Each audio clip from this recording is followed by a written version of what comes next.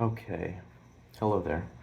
I've decided to talk a little bit about some of the history behind my past theories. And instead of just continuing to talk about new stuff, I think that covering some of the past is important, especially since the past is how I got here, and my modern theories wouldn't be possible. My contemporary theory wouldn't be possible without a rocky past, right? And so, as with most theories, my first one was pretty bad. It was called the realm theory, and that's what I'll be covering in this video, was my first ever theory about what I was experiencing. I developed this theory in 2020, and it stayed in 2020. Didn't really move into 2021. By then I started developing something else. But in 2020, I developed the realm theory. The realm theory was that I was able to access different realms that existed apart from the one that I normally existed in by doing various things, being in various places, or specific things. You can see how some of the elements may overlap with my contemporary theory because I wasn't completely off the mark. What I thought was wrong, but it was on the right track, and it's clear how it got me to where I am now. So, I worked on this theory very extensively during the time that I believed in it. I created I documented everything. I documented pictures. Oh, so this was before I knew a lot of what I know now, including that sharing this kind of stuff with people is usually useless. I thought at first that sharing this kind of stuff with people would be beneficial for both myself and the other people. So I documented everything and shared it. I made it public. I shared it to my friends. I documented pictures and information. And I was very quick to believe the first thought that came to my head, right? Any sort of idea I had, I just immediately thought, okay, yeah, that could be it. And looking back on it, there's a lot of things that just don't make sense. They don't hold up. There's a lot of things that go unexplained in this theory because I would just take whatever the first thing I thought and I would use that instead of actually fleshing out my ideas like I do nowadays.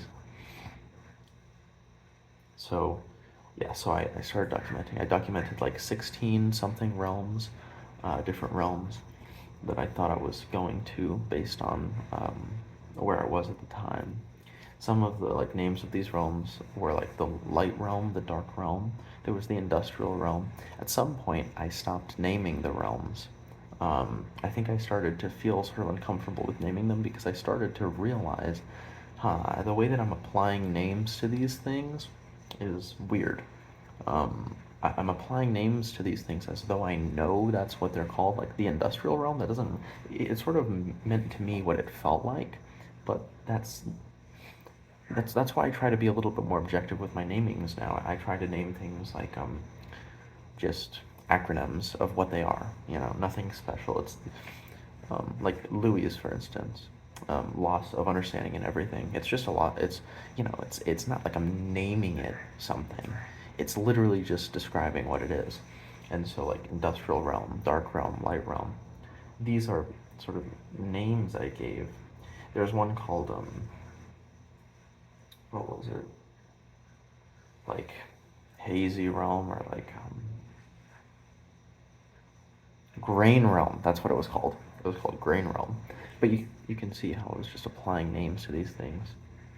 And it wasn't just that, it was many things. I was jumping to conclusions very quickly with everything that I did. I wanted answers, you know. I didn't want to accept the fact that it was going to take me years to figure this out. I wanted to figure it out within a few months. So I jumped to conclusions and wrote down whatever the first thing was that came to mind, really, with very little thought. And what came out of it was the realm theory. And I really did believe it. And during this time, I did have some pretty interesting experiences. And you can probably pretty easily see how this theory would go on to in sort of help move me towards the right direction, even though this theory itself was wrong. Um, a lot of very clear things never crossed my mind during this time, like how these realms I'm accessing could all just be the same realm, just different areas of it, since I'm accessing it from different areas. Um, I never thought of stuff like that. Once I had an idea, I was set on it. I didn't really want to like argue with myself or challenge my thoughts. I wasn't willing to do that. I just wanted to accept everything. So, this was around this time that I first started harming myself. Um,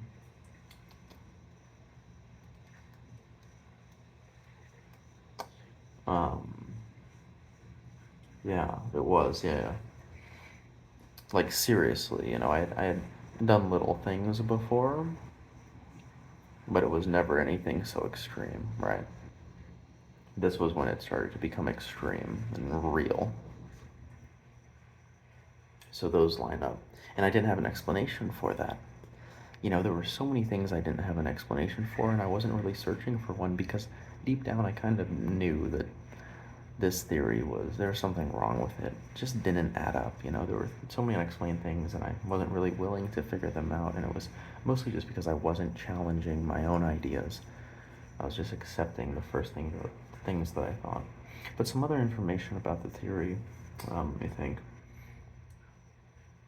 I mean, it doesn't really matter that much, but it is important to document. Yeah, 16 something realms, about half of them were named, half of them are unnamed. I collected pictures. When I share these pictures with people, they never saw what I saw. And to be fair, looking back on them, a lot of them I don't really see what I saw. Some of them I do, though. Some of them, they do look strange to me, but some of them not so much. But I attempted to share with people, and I started to realize, this was when I started to kind of push people away with this, and I started to realize, okay, maybe sharing this kind of stuff with people isn't the best idea, and I should think more about that. Um, yeah, so I documented all this stuff. I named a bunch of stuff. I gave a name to this realm for some reason. I gave a name to myself. All these like weird names I was giving things. I also started feeling like a poser, like I wasn't really myself. This was like the first time that happened. I actually started calling myself Poser. And it was supposed to be an acronym for something, but in reality, I remember knowing that it was like, it did work also as Poser.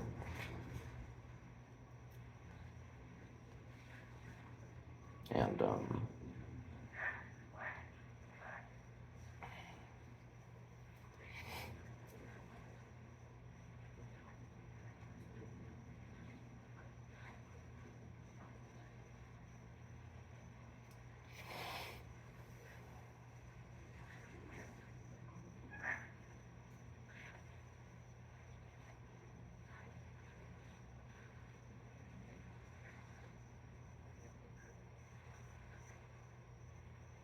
during this time, I was traveling a lot. I was traveling a lot with my family around the United States of America. We were going to different states, mostly on the East Coast, just traveling in an RV, staying in a lot of these areas. It was where I found a lot of sensitive areas, but I didn't know that's what they were yet. I just knew I was feeling something. And yeah, I was very open about it. And my experiences with people during this time and how they reacted with it were kind of what made me realize that, I need to think a lot more about telling people about this kind of stuff. Because people talked a lot behind my back during this time about this kind of stuff, and it was all negative things. And,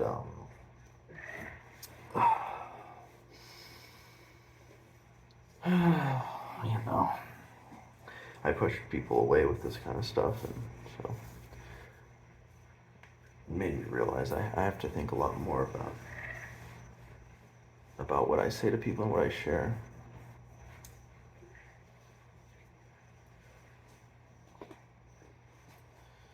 But, so yeah, that was my first theory. It didn't last very long. And it was very, even though I developed it quickly, it was still underdeveloped, technically speaking, because it was such a vast theory. Like, theoretically, could have been infinite realms for me to explore. So only exploring like 16 or whatever really wasn't that much. And I didn't get that far into the documentation. I don't know if I had to guess, maybe like 5,000 words of documentation, which really isn't that much. I've already gone well past that with my book, and I'm not even close to done with that. So I really didn't get that far into it, although it did feel like I was pretty deep into it at the time. That was the first real stepping stone. Um, that theory, even though I know now that it was wrong, it was the first real stepping stone towards understanding my reality better.